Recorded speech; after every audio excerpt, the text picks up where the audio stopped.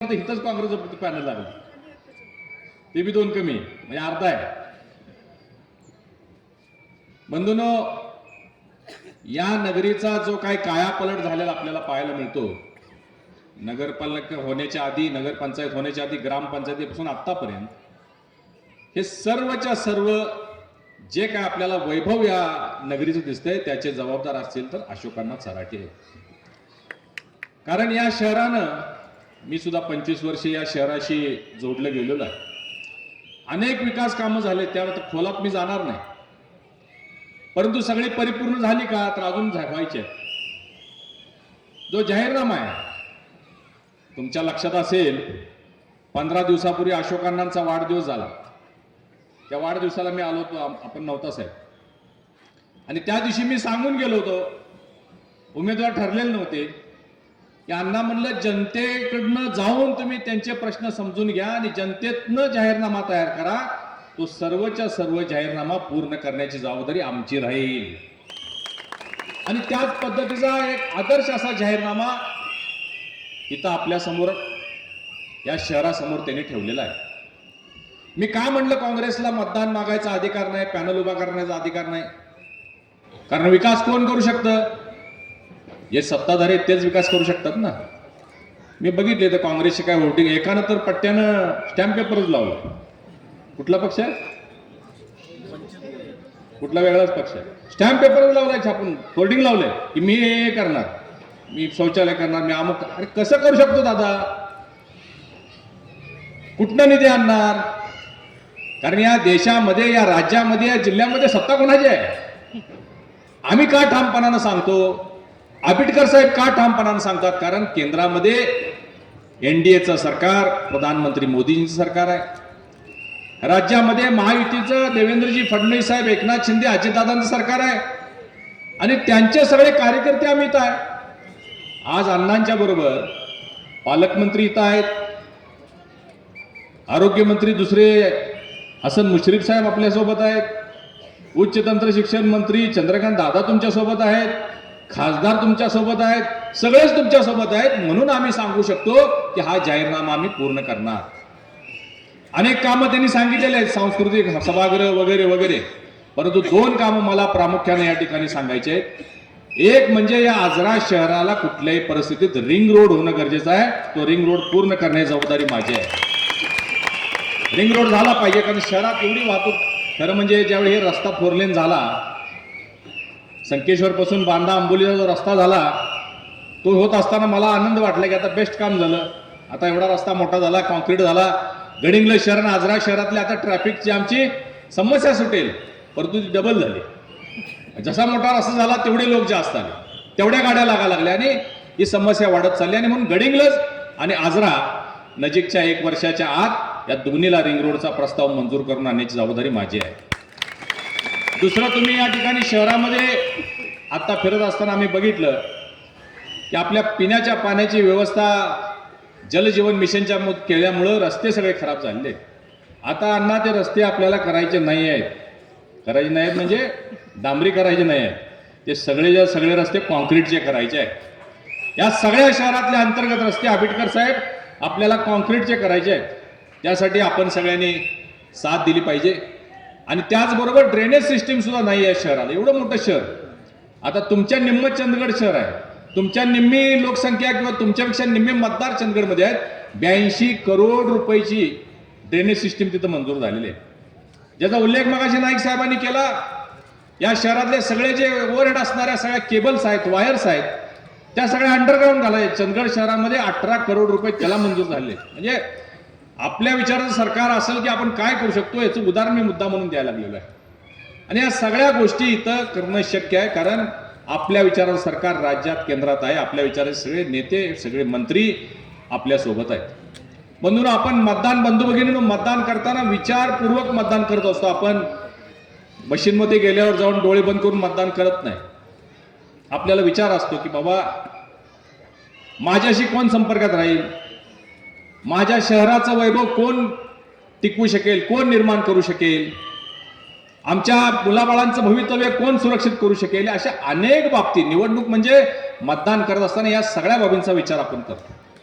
आणि या सगळ्या बाबी माहितीच्या माध्यमातून आमच्या माध्यमातून आम्ही करत आलेलो आहे. केंद्र सरकारच्या राज्य सरकारच्या सगळ्या योजना आम्ही तळागाळापर्यंत पोहोचवत आलेलो आहे.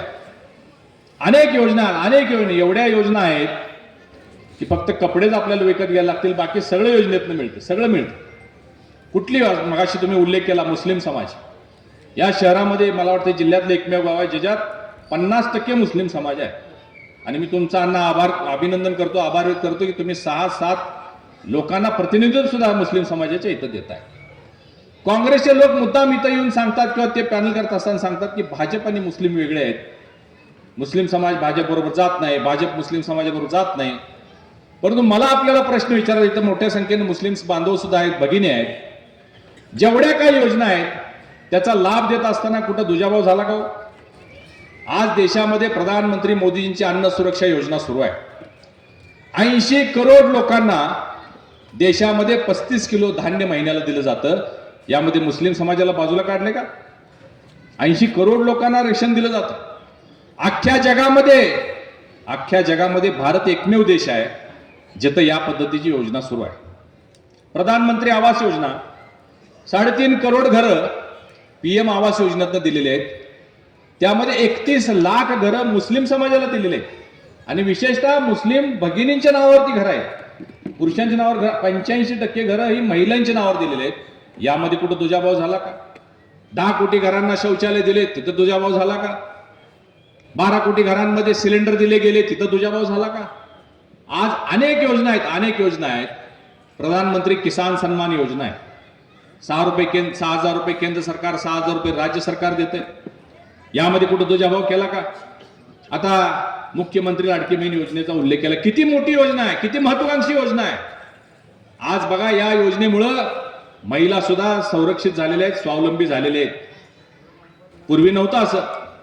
आंबेडकर साहेब, ग्रामीण भागामध्ये आपण फिरतो, ग्रामीण भागामध्ये महिला सांगायच्या 100-200 रुपये जरी पाहिजे असतील तर आम्हाला नवऱ्याकडे मागायला लागायचे.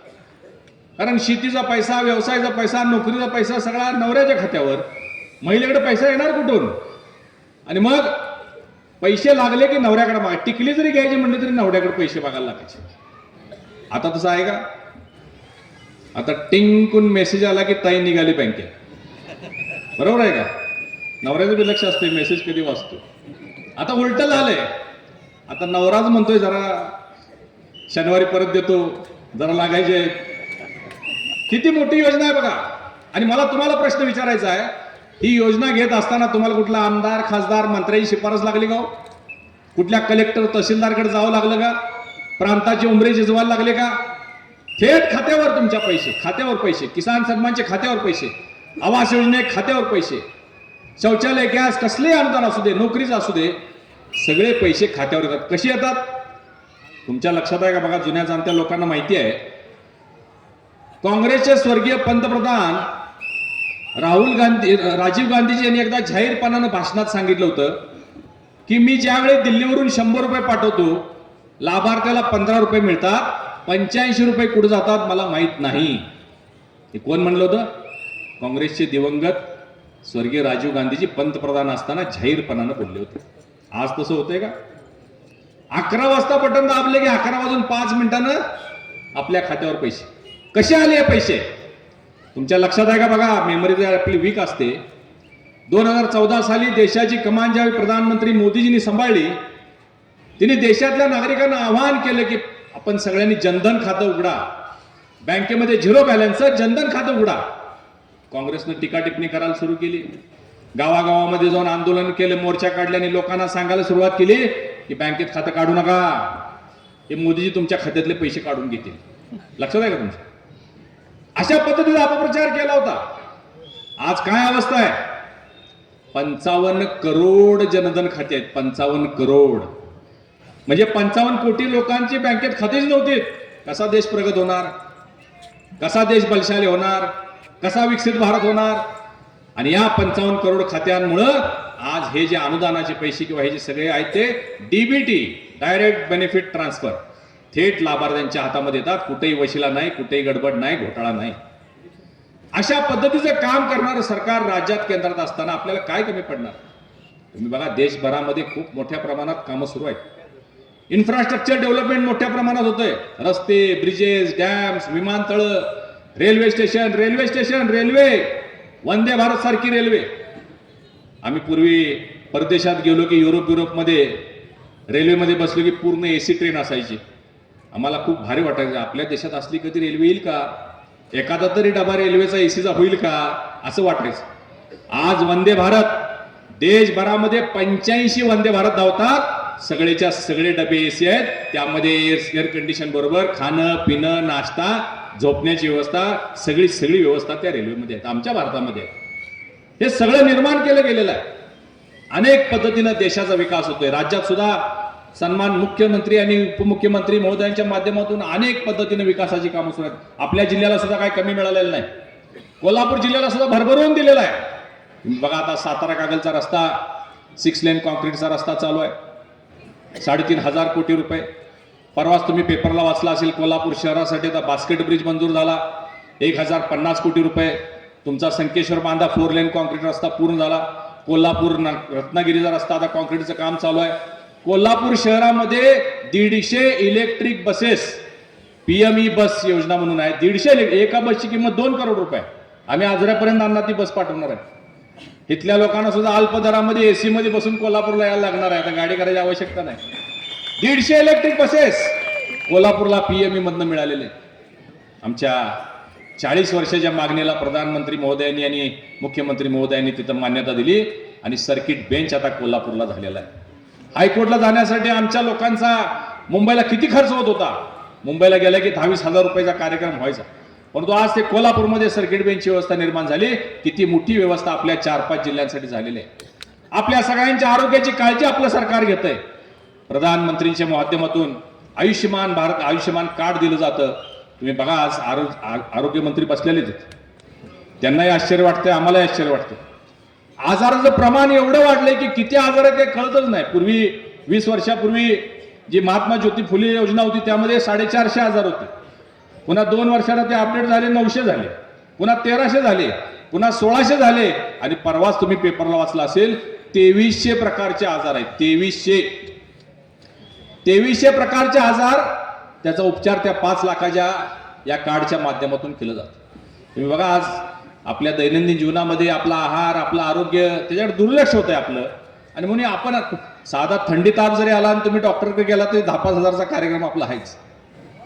परंतु आता घरामध्ये मोठं ऑपरेशन जरी असेल तरी सुद्धा हे सगळं या आरोग्य योजनेच्या माध्यमातून पूर्ण केलं. मुख्यमंत्री महोदयांची सुद्धा एक वेगळी योजना आहे, त्या माध्यमातून जिथं जे दवाखाने